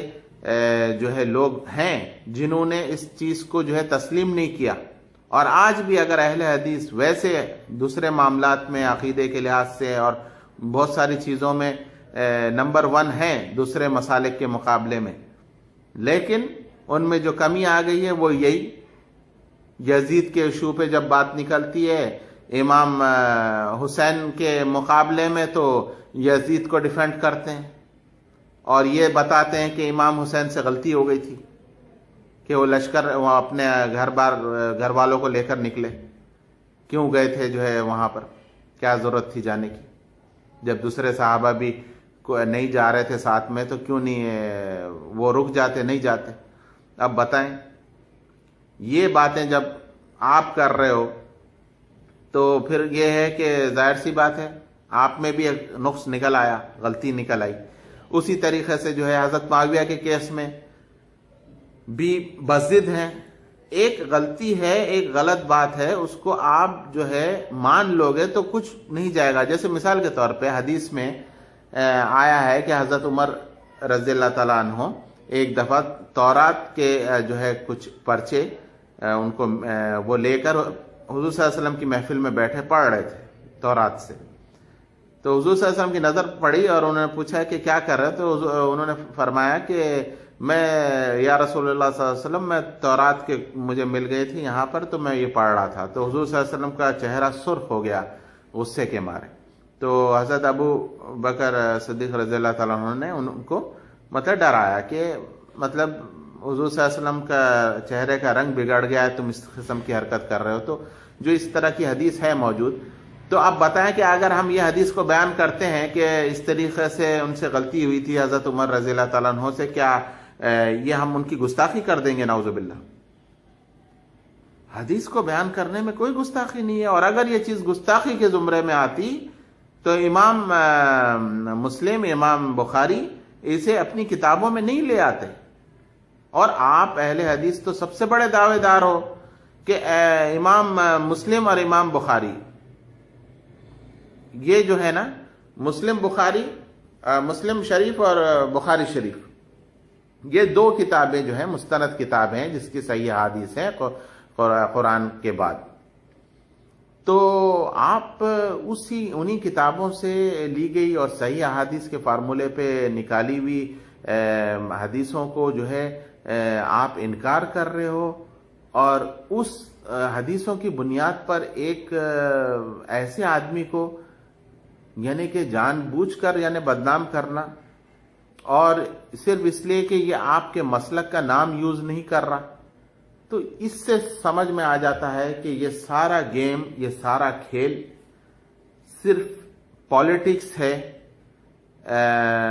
فرقہ واریت کی۔ اسلام کے اندر ہر کسی نے اپنا اپنا فرقہ بنایا ہوا ہے، 1.5 انچ کی اپنی مسجد بنائی ہوئی ہے، اور اپنے جو ہے مسلک کے لوگوں کو گھیرا ہوا ہے چندے کے لیے، صدقات، زکوٰۃ، خیرات، فطرات کے لیے، اور حق بات انہوں نے تسلیم نہیں کرنی، قسم کھائی ہوئی نہیں کرنی تو نہیں کرنی، چاہے کچھ بھی ہو جائے۔ کیونکہ مجھے اس بات کا بہت دھچکا لگا، چونکہ میں اپنے آپ کو اہل حدیث کہہ رہا تھا اب تک، اور اہل حدیث سمجھ رہا تھا 5 سال سے 6 سال سے، تو مجھے جو ہے دھچکا نہیں لگے گا کہ جب یعنی کہ ایک حق آدمی جب میرے سامنے آیا زندگی میں، اور وہ جو ہے حق بات کر رہا ہے، اور یعنی کہ اس نے وہ راز بھی جو ہے بتا دیا ہے کہ خلافت راشدہ کہاں سے مجروح ہوئی، کہاں سے اس کی بگاڑ پیدا ہوئی؟ اگر آپ یہ بات کو جو ہے عوام الناس کے سامنے لا دیتے تو کئی شیعہ لوگ آج شیعہ نہیں ہوتے، ہزاروں لاکھوں لوگ شیعہ اس لیے بنے ہیں کہ آپ نے جو ہے صحیح احادیث کو ٹھکرایا ہے۔ جب اپنا جو ہے آپ کو یعنی کہ گستاخی فیل ہو رہی تھی اس مسئلے میں، بھائی اگر آپ اس فارمولے پہ یہ کہتے ہو کہ حضرت معاویہ رضی اللہ تعالیٰ عنہ کی گستاخی ہو جائے گی یہ احادیث بیان کرنے سے، تو آپ پھر اپنے معاملے میں جو ہے پھر وہ احادیث وہ صورتیں آیتیں کیوں بیان کرتے ہو کہ جس پہ کہ بریلوی آپ کو جو ہے اہل حدیث لوگوں کو کہتے ہیں کہ گستاخ رسول ہے؟ آپ وہ آیتیں اور وہ نظریہ اور وہ عقائد بھی کہنا چھوڑ دو پھر۔ انما انا بشر مثلکم، یہ آیت پڑھنا چھوڑ دو آپ حضور صلی اللہ علیہ وسلم کے بارے میں، جہاں کوئی ایسی احادیث ہیں جس میں کہ اللہ تعالیٰ نے آپ کو تنبیہ کی، تو وہ احادیث بھی بیان کرنا چھوڑ دو آپ، کیونکہ ہمارے حساب سے اگر آپ کے فارمولے کے حساب سے ہم یہ کہیں گے کہ آپ یعنی کہ گستاخی کے زمرے میں آ رہے ہو۔ ٹھیک، بریلوی آپ پر یہ الزام لگاتے ہیں کہ جب آپ صحیح حدیث اگر بیان کرتے ہو اور وہ جو ہے حضور صلی اللہ علیہ وسلم کی اس میں یعنی کہ یوں سمجھ لیے کہ اس میں تنبیہ مل رہی ہوتی ہے، اللہ کی طرف سے ان کو ڈرایا جا رہا ہوتا ہے، تنبیہ یعنی ڈرایا جا رہا ہوتا ہے، یعنی یا ان کی یعنی کہ ان کو یہ بتایا جا رہا ہوتا ہے، ان کی طرف سے میسج دیا جا رہا ہوتا ہے مسلمانوں کو، اس لیے تنبیہ کی جاتی ہے۔ ویسی والے ایشوز کو آپ ڈسکس بھی مت کرو نا۔ جب آپ اس طرح کے ایشوز کو ڈسکس کر رہے ہو تو آپ پہ جو گستاخ رسول کا فتویٰ لگا رہے ہیں بریلوی۔ اور آج جب محمد علی مرزا بھائی جب یہ ان احادیث صحیحہ کو جب سامنے لے کے آ رہے ہیں تو آپ اپنے فارمولے کے مطابق ان صحیح احادیث کو کہہ رہے ہیں کہ نہیں نہیں اس کو ڈسکس نہیں کرنا چاہیے۔ کیا ہو جائے گا اس کو ڈسکس کرنے میں؟ کیا شان کم ہو جائے گی حضرت معاویہ رضی اللہ تعالیٰ عنہ کی؟ نہیں، یہ ان کا اپنا معاملہ تھا۔ ہم بھی کہتے ہیں کہ یہ صحابہ کا اپنا معاملہ تھا، لیکن ہمیں علم تو ہونا چاہیے مسلمان ہونے کے ناطے کہ صحیح معاملہ کیا تھا، مسئلہ کہاں تھا، خرابی کیا تھی، کیا خرابی ہوئی، کس سے غلطی ہوئی۔ غلطی بیان کرنے میں تو کوئی حرج نہیں۔ اگر یہی چیز 100 سال پہلے کر دیتے تو یہ اتنا تفرقہ زور نہیں پڑتا، اور آج شیعہ جو ہے اتنی کثرت کے ساتھ آج شیعہ جو ہے نا شیعہ عقیدہ لے کر نہیں ابھرتے۔ ان کے عقائد کے اندر جو خرابی پیدا ہوئی ہے اس کی وجہ یہ ہٹ درمی بھی تھی سنی علماء کی کہ ہم کو نہیں ماننا۔ اتنا بڑا معاملہ، اتنا بڑا ایشو کو جو ہے پردہ ڈالا گیا، اس کو پردے کی آڑ میں جو ہے رکھا گیا۔ ابھی بھی کہہ رہے ہیں کہ جی نہیں ہم نہیں مانیں گے اور اس میں گستاخی ہو جائے گی ان احادیث کو ڈسکس کرنے سے۔ یعنی عجیب،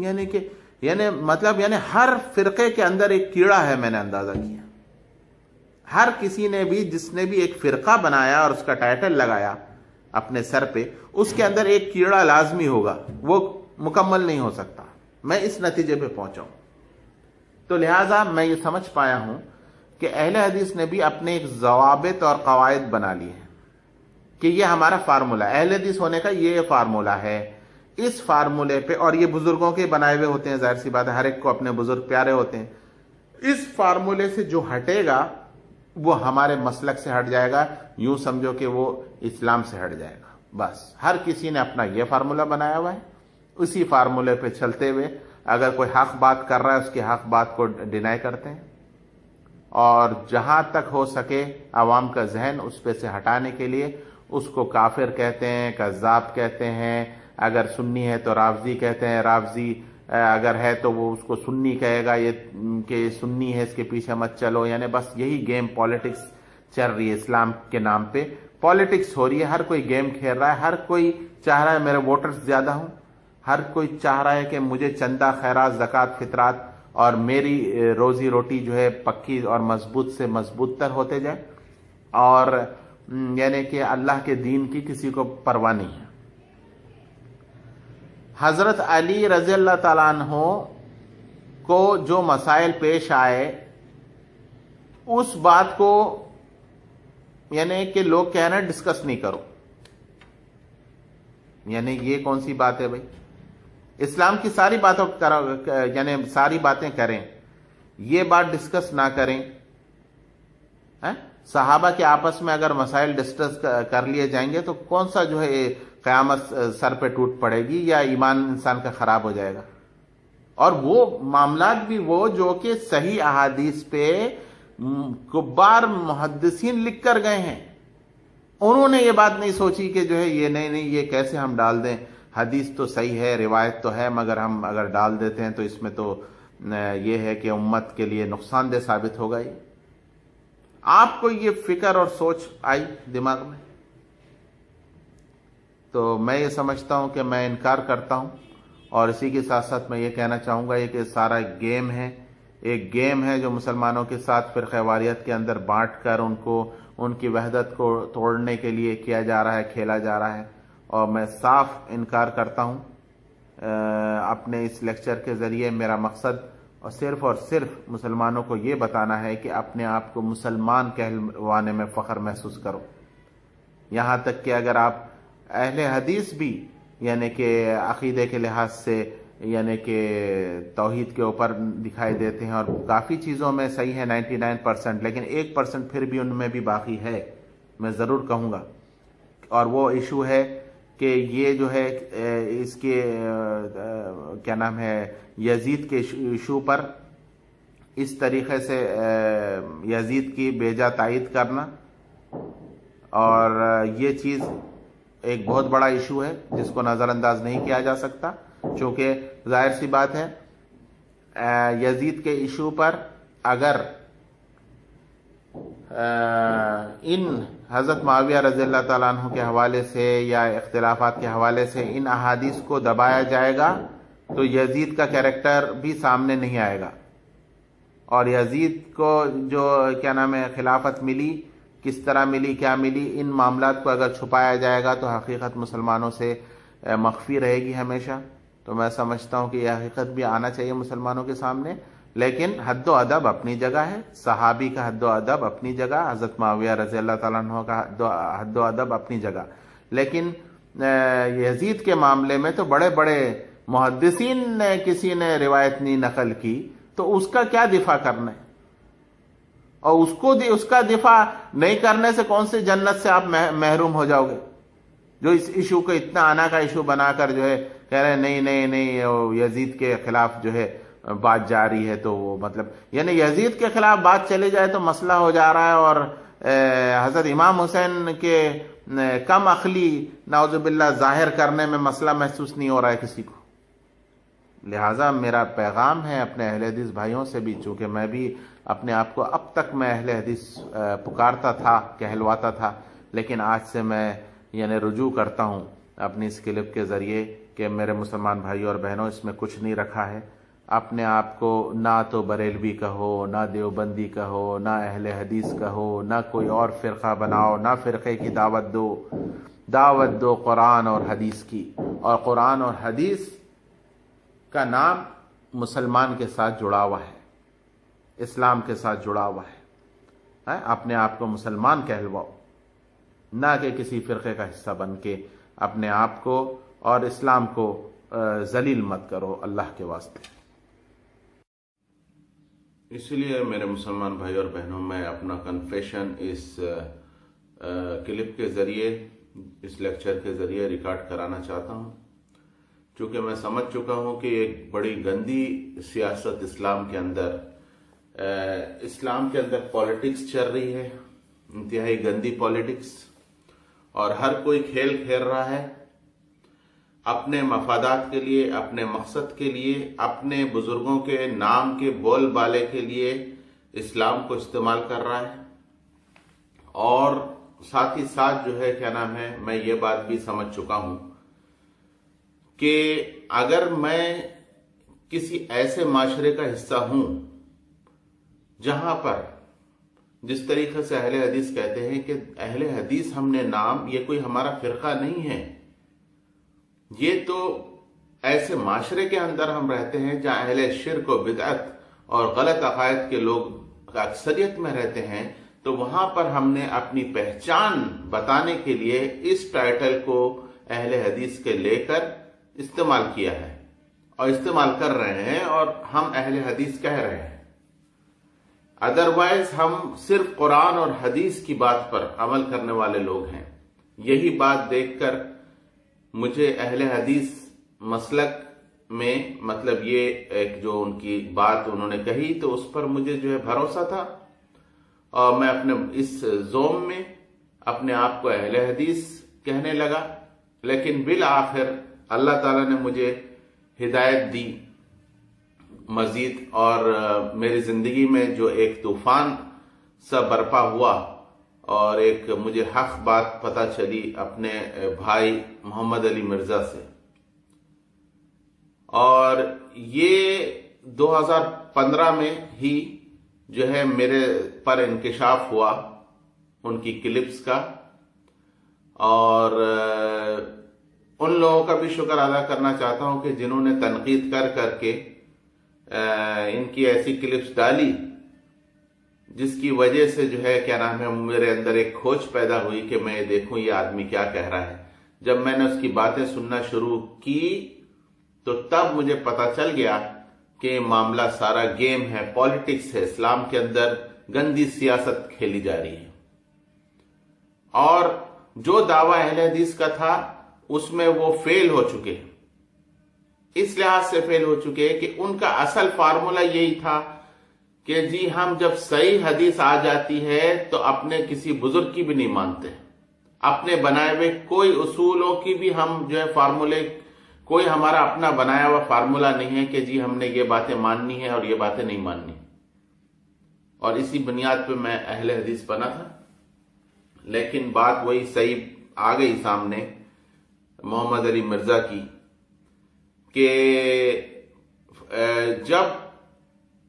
اسلام کو اس فرقے کے اندر شامل کیا جائے گا تو فرقہ انسان بچانے کی کوشش کرے گا، اسلام کو بچانے کی کوشش نہیں کرے گا۔ جب آپ فرقے کا ٹائٹل دے دیتے ہیں تو انسان اس فرقے کو بچانے کی کوشش کرے گا، اسلام کی پرواہ نہیں کرے گا۔ یہ بات بالکل بہت 100% میرے بھائی نے بہت صحیح بات کہی، دل پہ لگی میرے، اور یہ بات جو ہے یعنی میرے سامنے یعنی پریکٹیکل جو ہے نہیں آ رہی تھی، ویسے مطلب میں نے سن لی تھی یہ بات محمد علی مرزا بھائی کے کلپس کے اندر، لیکن ایک دعویٰ جس طریقے سے ایک انسان کر رہا ہے تو اس کو ثابت کر دیا جب اہل حدیث علماء نے محمد علی مرزا کو رافضی کہا، جبکہ کوئی رافضی ہونے کا دعویٰ یہ یعنی کہ اس کے اپنے جو ہے بیانات میں، لیکچرز میں کہیں سے بھی اس کے رافضی ہونے کا ثبوت نہیں ملتا، کسی نے ثبوت پیش نہیں کیا کہ بندہ رافضی ہے، تو کس بنیاد پہ ہم کہہ رہے ہیں؟ شیخ توصیف الرحمان ویسے بذات خود اتنی کلپس بناتے ہیں، اس پر ظاہر ہے کوئی چیز پکڑتے ہیں، وہ کسی کی کوئی برائی نظر آتی ہے اس کو وہاں سے کیچ کر کے اس پہ اپنا پورا لیکچر بنا دیتے ہیں۔ تو اگر کوئی ایسی بات ہوتی جو پکڑ میں آ سکتی تو ضرور محمد علی مرزا بھائی پہ پورا ایک لیکچر وہ بنا دیتے، مجھے اتنا یقین ہے ان کے اوپر۔ لیکن بلا وجہ یعنی کہ جب انہوں نے انکار کیا کہ یہ آدمی رافضی ہے اور اس کے عقائد میں جو ہے نا شیعوں کے عقائد ہیں اور یہ وہ، تو جناب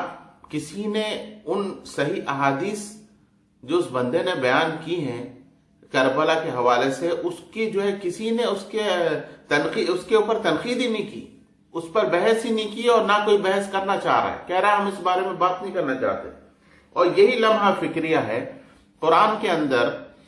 جیسے کہ ایک آیت ہے جس کا مفہوم میں بتا رہا ہوں کہ جو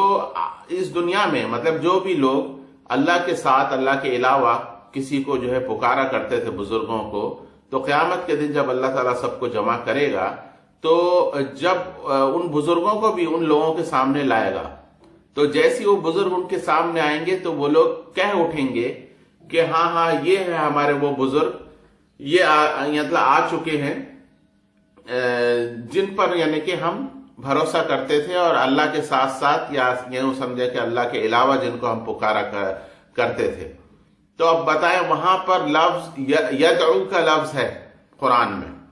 اس آیت میں پکارنے کا لفظ ہے، تو احمد رضا خان بریلوی صاحب نے اپنے جو ہے ان کو یہ آیت پسند نہیں آ رہی تھی پکارنے کی، تو انہوں نے اس میں چینج کر کے اس پکارنے کے لفظ کو چینج کر کے کہا کہ وہ لوگ یہ کہیں گے یہ وہ لوگ آ چکے ہیں ہمارے بزرگ جن کو ہم پوجتے تھے، جن کی ہم پوجا کرتے تھے، عبادت کرتے تھے۔ لہذا احمد رضا خان بریلوی صاحب نے کیا ثابت کرنے کی کوشش کی؟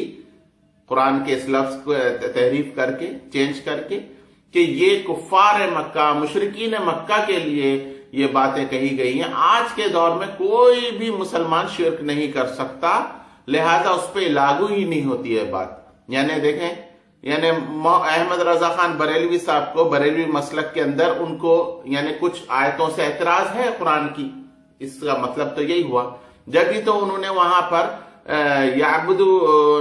کا لفظ مٹا کر، یعنی پکارنے کا لفظ ہٹا کر جو ہے پوجنے کا لفظ ڈال دیا، تاکہ لوگوں کے دماغ میں پکارنے کے لحاظ سے کوئی غلط دماغ میں بات نہ جائے، کیونکہ لوگ اگر اس طریقے سے لیں گے اس آیت کو کہ بھائی پکارتے تھے تو یہ بھی تو پکار رہے یا رسول اللہ مدد، یا غوث العظم المدد، تو اس نے اس چیز کو بچانے کے لیے، چونکہ اس کو اچھی نہیں لگ رہی تھی قرآن میں، ہم تو یہ کہیں گے، تو اس نے وہاں پر چینج کر دیا ترجمے میں کہ جن کو وہ پوچھتے تھے۔ ٹھیک ہے، یہ بریلوی ہیں جن کو یعنی کہ کچھ چیزیں اچھی نہیں لگ رہی قرآن میں، تو وہ اس کی تحریف کرنے کی کوشش کر رہے ہیں، اس کے مفہوم کو تفسیر میں بدلنے کی کوشش کر رہے ہیں۔ اور اسی طریقے سے جناب شام کا جو صدر ہے بشار الاسد لعنت اللہ علیہ، یہ جو ہے آدمی جو آج کل فتنے کا سبب بنا ہوا ہے، اس نے ابھی ایک سننے میں آیا ہے کہ قرآن اس نے اس کے اندر تحریف کرنے کی کوشش کی ہے اور اپنے طور پر ایک قرآن کو بنایا ہے، اس میں سے وہ آیتیں جو جہادی آیتیں ہیں، اور اس کا کہنے کے مطابق قرآن کو میں نے اب معتدل کر دیا ہے، امن اور سلامتی والا قرآن بنا دیا ہے۔ اس کے اندر جو آیتیں جو ہے جس کی وجہ سے جو ہے دہشت گردی کا عنصر پایا جاتا تھا یا رجحان ہوتا تھا، وہ چیزیں میں نے اس میں سے ختم کر دی ہیں، اور میں نے اس قرآن کو معتدل امن والا قرآن بنا دیا ہے۔ نعوذ باللہ ثم نعوذ باللہ۔ تو یعنی کہ اس کو یعنی کہ یہود و نصارہ کو خوش کرنے کے لیے، یہود و نصارہ کو اس میں قرآن میں جو جہاد والی آیتیں ہیں جو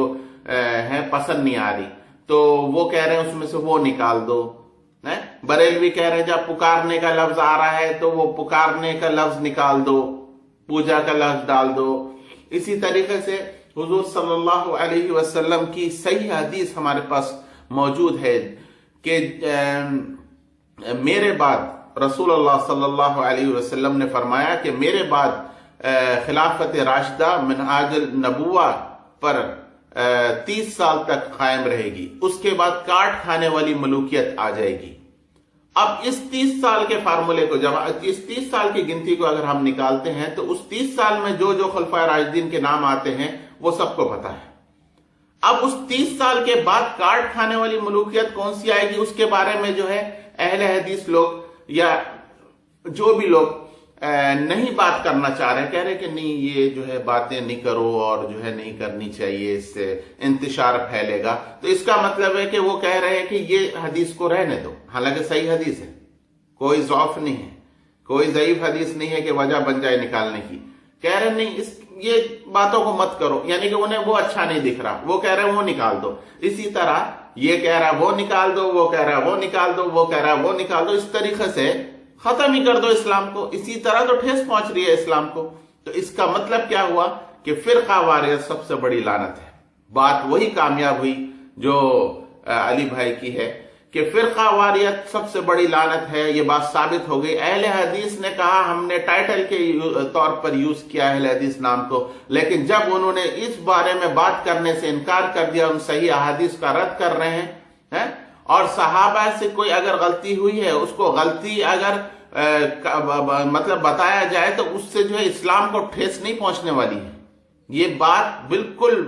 سمجھ میں آنے والی نہیں ہے۔ کافی روایتیں احادیث ایسی ملتی ہیں جس میں کیا نام صحابہ کرام کی غلطیاں حضور صلی اللہ علیہ وسلم نے بیان کی ہیں کہ کہیں کہیں ان سے جو غلطی ہوئی ہے۔ تو کیا اس کا مطلب یا حضور صلی اللہ علیہ وسلم کے لیے ایسے تنبیہ والی آیتیں جو قرآن کے اندر موجود ہیں بریلویوں کو جو لگتا ہے کہ جب اہل حدیث بیان کرتے ہیں تنبیہ والی آیتیں، کہتے ہیں کہ گستاخی کر رہے ہیں، نہیں، وہی گستاخی والی آیتیں ملتی ہیں قرآن میں